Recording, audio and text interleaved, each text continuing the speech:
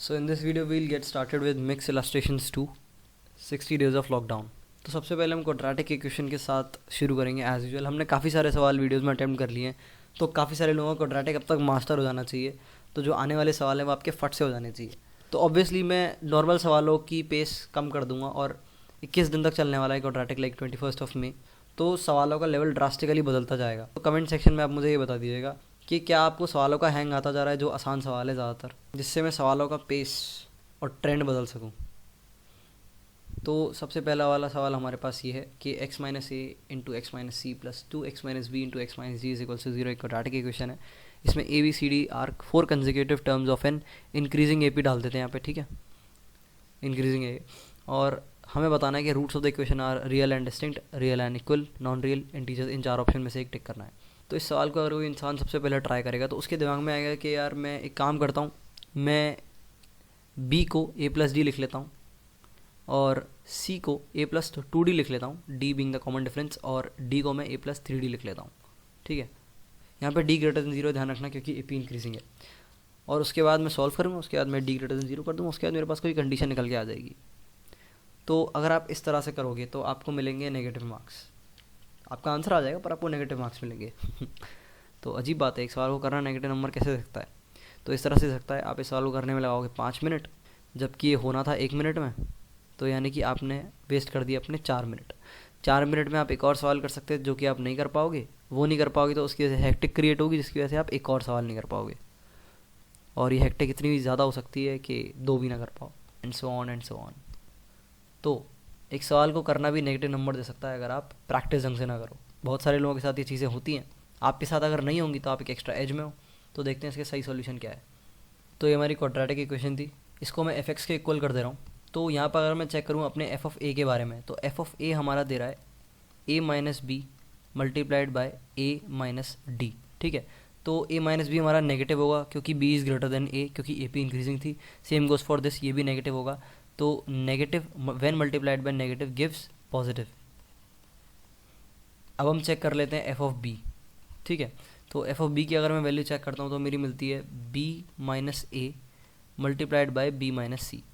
B minus a हमारा positive data है और बी माइनस सी हमारा नेगेटिव डेटा है, यानी कि ये डेटा हमारा नेगेटिव है। अब मैं बात करता हूँ एफ ऑफ सी की इसी तरह से। तो एफ ऑफ सी हमारा आ जाएगा c minus A multiplied by 0 plus c minus B into c minus D, ठीक है। तो ये भी हमारा नेगेटिव आ रहा है क्योंकि c minus d is a negative number and c minus b is positive, तो ये हो जाएगा हमारा नेगेटिव। एट लास्ट हम चेक कर लेते हैं एफ ऑफ डी, जो कि ऑब्वियसली पॉजिटिव आएगा क्योंकि डी सबसे बड़ा है। तो यहाँ पर हमारा हो जाएगा D minus B multiplied by 0 हो जाएगा, तो वाला टर्म नहीं बचेगा। तो यहाँ पर हमारे पास है D minus A multiplied by D minus C, that is positive. तो बड़ी कमाल की चीज़ यहाँ पे हमें देखने को मिलेगी कि अगर इस क्वाड्रेटिक इक्वेशन में ग्राफ प्लॉट करने की कोशिश करूँ इन सब पॉसिबिलिटीज़ को ध्यान में रख के, तो ये कुछ इस तरह का आएगा कि ये हमारा हो जाएगा ए, ये हमारा हो जाएगा बी, ये हमारा हो जाएगा सी, ये हमारा हो जाएगा डी। तो F of A is greater than 0 and F of B is less than 0 and F of C is less than 0 and F of D is greater than 0। तो मैंने रैंडम पॉइंट्स प्लॉट कर लिए colour को represent कराते हुए। तो ए और B के बीच में हमारा एक रूट होगा और हमारा एक सी और डी के बीच में एक रूट होगा। ये बात हमें पता है क्योंकि ग्राफ जब ए से बी की तरफ बढ़ेगा तो एक ना एक बार उसे एक्स एक्सेस को काटना पड़ेगा क्योंकि उसे पॉजिटिव से नेगेटिव की तरफ जाना है। सेम गोज़ फॉर सी से डी। तो ये हमारे 2 रूट आ गए। तो यहाँ से हमें मिलता है कि इस क्वाड्रेटिक इक्वेशन के 2 डिस्टिंक्ट रियल रूट होंगे। तो बड़ी आसान सवाल था, काफ़ी टाइम ले लिया वैसे तो मैंने एक्सप्लेन करने में भी। तो ये सवाल आपका मुश्किल से होगा मेरे ख्याल से 20 या 30 सेकंड का। अगर सवाल को पढ़ने में आप 20 सेकंड लेते हो तो, या 1 मिनट मैक्स टू मैक्स। तो काफ़ी लोग बोलेंगे कि यार ये अप्रोच कैसे आएगी कि एकदम से पता चल जाए कि सवाल का आसान तरीका भी है। तो ये चीज़ आती है बहुत सारी प्रैक्टिस के बाद, और वही चीज़ हम यहाँ पे कर रहे हैं। 21 दिन तक अलजेब्रा, इतने सारे सवाल आप लगा लोगे कि आपको हर सवाल का हैंग आ जाएगा अगर आप पूरी कंसंट्रेशन के साथ देखते हो। तो ये बड़ी कमाल की चीज़ है जो कि रेयरली आपको वहीं मिलेगी। तो इसका बेस्ट पॉसिबल यूज़ उठाओ, बेस्ट पॉसिबल तरह से यूज़ उठाओ। तो हम अगले सवाल की तरफ बढ़ते हैं। तो हमें सीरीज़ की वैल्यू निकालनी है। काफ़ी आसान सवाल लिया मैंने बाइनोमियल थ्योरम से, तो आपका ये हो जाना चाहिए। इसको हमें डिडक्ट करना है, या फिर मैं आसान भाषा में बोलूँ तो आपको ये प्रूव करना है कि इक्वल है 1/n + 2k। तो मैं सॉल्यूशन के साथ शुरू करता हूँ। तो देखो इस तरह की सीरीज़ के जितने भी सवाल होते हैं ये सारे एक्सपेंशन से रिलेटेड होते हैं। अगर कोई इन पर्टिकुलर सवालों में वीक है तो कमेंट सेक्शन में बता सकता है कि मेरे को भैया सीरीज़ के सवाल ढंग से सॉल्व नहीं होते, तो मैं उनके ऊपर सेपरेट एक वीडियो बना दूंगा जिससे आप सीरीज़ के सवाल कभी नहीं भूलोगे। तो हम एक्सपेंशन अपना कंसिड्रेशन में ये ले लेते हैं, 1+x⁴n, हर बार यही लेते हैं जनरली। तो हमारा 1+x⁴n का एक्सपेंशन है, ये सभी को आना चाहिए। तो अगर हम ध्यान से देखें तो हमारा C0 के नीचे 1 बैठा है, 2 बैठा है, 3 बैठा है, तो C1 के नीचे 2 बैठा है और C2 के नीचे 3 बैठा है। तो ये मेरे को इंटीग्रेशन जैसा कुछ फील दे रहा है। तो अगर मैं इस सीरीज़ को पूरी तरह से इंटीग्रेट कर दूँ x के रिस्पेक्ट में और सेम चीज़ इधर, तो मेरे पास इस तरह का कुछ देखने को मिलेगा। तो हम देख लेते हैं। तो यार हमारा हो जाएगा C1 x आ जाएगा यहाँ पे, और ये हमारा हो जाएगा C1 x² डिवाइडेड बाई 2, ये हमारा हो जाएगा C2 x³ divided by 3, and तक चलता जाएगा चलता जाएगा चलता जाएगा। यहाँ हमारा हो जाएगा Cn x⁴n+1 divided by n+1, और इस साइड हमारी चीज़ें थोड़ी अलग हो जाएंगी।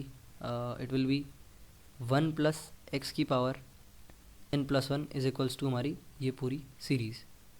तो क्या ये जो निकल के आया ये सही है? अगर सही है तो कमेंट सेक्शन में एक बार येस टाइप कर दो, अभी कर दो। और मैंने आपसे ये टाइप करने की क्यों बोला ये आपको थोड़ी देर में पता चल जाएगा, पर अभी वीडियो को पोस्ट करके पहले येस टाइप कर दो, येस इट इज़ राइट। तो ये गलत है, जिन लोगों ने येस किया है फंस गए। तो काफ़ी लोग इस चीज़ में फंस जाते हैं और वो x की वैल्यू 1 डाल के इसकी सीरीज़ की जो है समीशन निकाल लेते हैं जब इस सीरीज़ का सम पूछा होता है। तो ध्यान रखना यार, एक चीज़ होती है जो कि चीख के इंटीग्रेशन में लिखी होती है कि इंटीग्रेशन जब हम करते हैं तो हमारे साथ एक कांस्टेंट आता है साथ में, उस कांस्टेंट की वैल्यू को यार इग्नोर मत मारा करो। तो इस कांस्टेंट की वैल्यू हम इस तरह से निकालेंगे कि हम x की वैल्यू जब इधर 0 डालेंगे तो यहाँ पर हमारा 0 बन जाएगा, क्योंकि RHS में हमारा हर तरफ x है हर टर्म्स के साथ। और यहाँ पर जब हम 0 डालेंगे तो ये हमारा 1/n+1 बन जाएगा। यहाँ से हमें पता चलेगा c की वैल्यू है 1/n+1, तो इस c को जनरली हम बाइनोमियल के इंटीग्रेशन में इग्नोर कर देते हैं, यहीं से दिक्कत स्टार्ट होती है।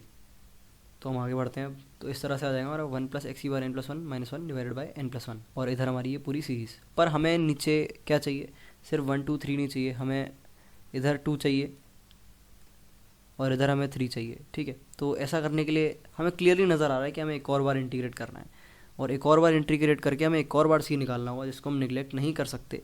तो कर देते हैं ये चीज़। तो यहाँ से हमारा ये निकल के आ जाएगा। जब मैंने दोनों साइड इंटीग्रेशन मारा तो यहाँ पे हमें फिर से x की वैल्यू 0 डाल के c की वैल्यू निकालनी पड़ेगी। तो हमारी इस बार c की वैल्यू आएगी -1/n+2, ये चीज़ आप क्लियरली देख पा रहे होंगे। तो यहाँ मैंने कैलकुलेशन एरर कर रही है, c की वैल्यू हमारी -1/n+2 नहीं आएगी, क्योंकि यहाँ पर हमारा साथ में n+1 भी था जो कि मैंने नहीं लिखा। इसको इस तरह से कर लेते हैं। तो यहाँ से we can conclude that c is equals to -1/n+1 multiplied by n+2। तो हमारा लेफ्ट हैंड साइड में आ जाएगा और हमारा राइट हैंड साइड में ये पूरी सीरीज़ है। तो इस सीरीज़ में सिंपली हम जब x इक्वल्स टू -1 डाल देंगे यहाँ पर, तो हमारी डिज़ायर्ड सीरीज़ हमें मिल जाएगी, जो कि आप देख सकते हैं ऊपर। -1 डालेंगे, +1 नहीं डालेंगे, ध्यान रखना +1 के चक्कर में फंस मत जाना। तो +- जैसे टर्म्स हम यहाँ पर वेरी कर रहे हैं।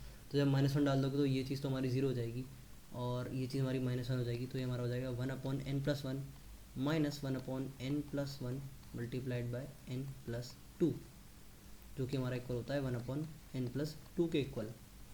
ये मैंने इतनी जल्दी कैसे बोल दी? मैंने इतनी जल्दी इसलिए बोल दी क्योंकि ये बहुत ऑब्वियस चीज़ है, आपको याद होनी चाहिए।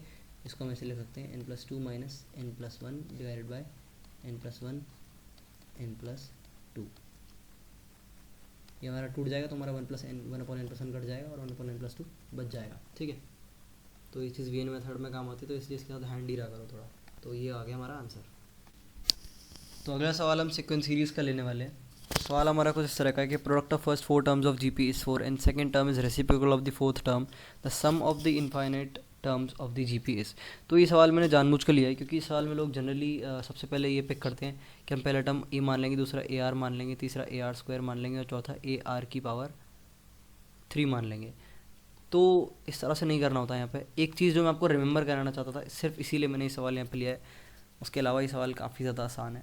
ठीक है, तो कई बार हमें जीपी के टर्म्स इस तरह से मानने होते हैं कि उनका प्रोडक्ट जब हम करें तो आर कट जाए, सिर्फ ए ही ए बचे, जिससे हम ए की वैल्यू डायरेक्ट निकाल सकें। तो मेरा कहने का मतलब ये है कि यहाँ पे हम ये टर्म अगर माने a/r³ और साथ में a/r, और तीसरा टर्म मान लेंगे ए आर और चौथा मान लेंगे AR³। ठीक है, तो यहाँ पे हमने कॉमन रेशियो मान लिया अपना 1/r², R², और हमने फर्स्ट टर्म मान लिया a/r³। ठीक है, तो हम कुछ भी माने उससे फ़र्क नहीं पड़ता, चीज़ें वही रहेंगी, आंसर उसी तरह से आएगा क्योंकि हमने वेरिएबल्स माने हैं और जीपी वैसे भी इसी तरह से वेरी करती है। तो यहाँ पर जब आप इन सब का प्रोडक्ट कर दोगे, आप पहली कंडीशन को निकालने की कोशिश करोगे तो आपके पास निकल के आएगा कि a की पावर 4 इज इक्वल्स टू 4, यानी कि a की दो वैल्यूज़ पॉसिबल हैं, that is plus minus under root of 2। क्योंकि हमको दे रखा है second term is reciprocal of the fourth term, तो ये हमारा सेकंड टर्म है, हमारा फोर्थ टर्म है, तो a upon R is equals to 1 upon A R cube. यहाँ से हमारा निकल के आ जाएगा, आर से आर जब कट जाएगा तो ये आर स्क्वायर हो जाएगा, तो हमारा आ जाएगा a square is equals to 1 upon r square. A square की वैल्यू हमारी 2 है, तो आर स्क्वायर की वैल्यू आ जाएगी हमारी 1 अपॉन 2। तो यहाँ से हमारा आर निकल के आ जाएगा 1 upon plus minus under root of 2। तो अगर मेरे को इन्फाइनाइट जीपी का सम निकालना है, ये क्या खुल गया, एनीवे तो हमें अगर इन्फाइनाइट जीपी का सम निकालना है तो हमें ये हमारा फर्स्ट टर्म हो जाएगा, ठीक है, और हमारा कॉमन रेशियो जो है वो हमारा यहाँ पे हमने आर स्क्वायर लिया है, तो इसके करस्पॉन्डिंग हम इन्फाइनाइट जीपी का फॉर्मूला लगा के देते हैं। इन्फाइनाइट जीपी का फॉर्मूला होता है first term divided by 1 minus common ratio. तो फर्स्ट टर्म हमारा यहाँ पर है ए अपॉन आर क्यूब और divided by 1 minus common ratio है हमारा आर स्क्वायर। तो आर स्क्वायर की वैल्यू हमें पहले ही मिल चुकी है, दैट इज़ 1 अपॉन 2, तो ये हमारा हो जाएगा a upon r cube upon 1 upon 2। फिर से हम आर स्क्वायर के लिए ऊपर भी ऐसे ही कर देंगे, तो यहाँ हम लिख लेंगे a upon r square into r और 2 को ऊपर ले आते हैं, तो ये हमारा हो जाएगा आर स्क्वायर की वैल्यू फिर से 1 अपॉन 2, तो ये हमारा हो जाएगा 4a अपॉन आर। अब ए अपॉन आर पे सारी चीज़ें हमारी डिपेंड करती हैं, जिस तरह से ए अपॉन आर वेरी करेंगे उस तरह से हमारे जो सम है वो वेरी करेगा, ठीक है। तो या तो हमारा ए जो है वो √2 के बराबर हो और आर हमारा 1/√2 के बराबर हो, तो हमारा आंसर ये आ जाएगा। और अगर हमारा ए √2 के बराबर है और आर -1/√2 के बराबर है तो हमारा आंसर आ जाएगा ये। तो ये दो पॉसिबल वैल्यूज़ होंगी। ऐसे भी हो सकता है कि ए -√2 के बराबर हो और आर 1/√2 के बराबर हो, तो भी हमारा यही आंसर आएगा। या फिर ए -√2 के और आर -1/√2 के, तो साइन का खेल है सारा, माइनस प्लस के साथ आप दो ही पॉसिबिलिटी ला सकते हो, माइनस या फिर प्लस। तो ये हमारी दो पॉसिबिलिटीज़ होंगी, दैट इज़ 4 × 2 8 और -8, depending on what A and R would be. तो ये था हमारा आंसर। काफ़ी लोग इस सवाल को मेरे ख्याल से लेंदी तरीके से करेंगे, A R square A R cube मान के उसके बाद आंसर निकालेंगे, कुछ मैनिपुलेशन खेलेंगे। इतना लंबा सवाल नहीं है ये, मेरे ख्याल से 2 मिनट का सवाल है ज़्यादा से ज़्यादा, तो थोड़ा कंफ्यूज भी रहता है, वैसे 1 मिनट में भी हो सकता है। तो ये था हमारा सेकंड सीरीज़। अब हम एक पीएनसी का आसान सा सवाल अटेम्प्ट कर लेते हैं। तो हमको दो सेट्स दे रखे हैं, पहला ई है और दूसरा एफ है, तो हमें simply number of onto functions बताने हैं फ्रॉम ई टू एफ। तो ये एक अच्छे टाइप के सवाल का मैंने काफ़ी ज़्यादा आसान वर्जन ले लिया है, अच्छा टाइप तो नहीं, एक फ्रिक्वेंट क्वेश्चन जो है इस तरह के आते रहते हैं, ऑन टू इनटू फंक्शन बताने होते हैं, तो ये उसका छोटा सा वर्जन है। तो सवाल को ट्राई करो, आपको हो जाना चाहिए। जिन लोगों को ये नहीं पता ऑन टू फंक्शंस क्या होते हैं, ऑन टू फंक्शंस वो होते हैं जो कोडोमेन रेंज के बराबर होती है इसमें, तो मतलब इसकी रेंज में ये सारे एलिमेंट्स कवर होने चाहिए जो एफ में है, ठीक है। तो सवाल को ट्राई करो, देखते हैं आपसे हो पाता है कि नहीं। तो मैं सोल्यूशन के साथ शुरू करता हूँ। तो यहाँ पर हमारे पास 1 2 3 4 है और यहाँ पर हमारे पास 1 2 है। अगर मैं टोटल नंबर ऑफ फंक्शंस की बात करूँ ई टू एफ में, तो वो हमारे होंगे 2 × 2 × 2 × 2, क्योंकि इस सेट का एक एलिमेंट दो जगह पे जा सकता है, ठीक है, उसके पास दो पॉसिबिलिटी है। तो ये इस तरह से हो गया कि एक पर्टिकुलर एक्स पे वाई की दो पॉसिबिलिटीज़ हैं, तो ऑब्वियसली फंक्शन हमारा मैनी वन तो होगा ही, क्योंकि फिर 2 के साथ भी यही होना है, 3 के साथ भी यही होना है, 4 के साथ भी यही होना है, तो सबके पास दो दो पॉसिबिलिटीज़ होंगी। तो ये दो दो पॉसिबिलिटीज़ जो है हम मल्टीप्लाई करते जाएंगे और ये हमारा आ जाएगा 16। तो ये हमारे हो गए टोटल नंबर ऑफ फंक्शंस। अब हम देखेंगे कि टोटल नंबर ऑफ ऐसे फंक्शंस कितने हैं जो कि ऑन टू नहीं है। तो टोटल नंबर ऑफ ऐसे फंक्शंस जो कि ऑन टू नहीं है वो सिर्फ हमारे दो ही हैं। पहला हमारा है कि एफ एक्स जो है वो हमेशा बन रहा है, दूसरा हमारा है एफ एक्स हमेशा 2 रहा है। तो यहाँ से हमारा आंसर आ जाएगा 16 - 2 4 14, सॉरी 4 कहाँ से आ गया, एनीवे। तो ये हमारा पीएनसी का आसान सा सवाल था, बट मैं ऑन टू फंक्शंस और इनटू या मैन्युअल फंक्शंस के जो मैनिपुलेशन होते हैं उसको लेकर जो अच्छे सवाल होते हैं उनको भी वीडियोस में डिस्कस करूँगा। जब हम मिक्स इलस्ट्रेशन की कॉम्प्लेक्सिटी थोड़ी बढ़ा देंगे तो ये आसान सवालों की फ्रिक्वेंसी कम हो जाएगी, पर ये सवाल आपको आना चाहिए उस अच्छे सवालों को करने के लिए। So it was just a start for that. हालांकि जेई मेंस में इतनी डिफ़िकल्टी रखेंगे ज़्यादा से ज़्यादा। ये सवाल कर ही लिया तो यार पीएनसी का एक और सवाल कर लेते हैं जो कि बहुत ज़्यादा फ्रिक्वेंट है। a + b + c + d = हमारा 20 दे रखा है, ठीक है। और हमको दे रखा है कि ए बी सी डी, ये जो सारे हमें दे रखे हैं ये ऑड नंबर्स हैं। तो आपसे सिंपली इतना पूछा है कि total number of possible A B C D कितने होंगे।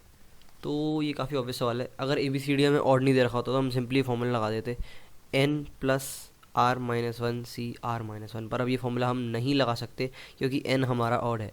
तो एन अगर हमारा ऑड है तो हम एक चीज़ अज्यूम कर सकते हैं यहाँ पे, sorry A B C D हमारे अगर ऑड है, क्योंकि जब हम ये फॉर्मूला लगाते हैं तो ए बी सी डी पे कोई कंस्ट्रेंट नहीं होता, पर यहाँ A B C D odd है तो चीज़ें गड़बड़ा जाएंगी।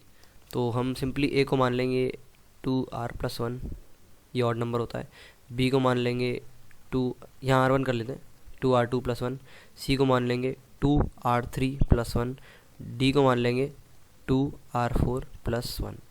जब हम यहाँ सब्स्टिट्यूट कर देंगे इसको तो हमारे पास आ जाएगा 2 × r1 + r2 + r3 + r4 बराबर 16।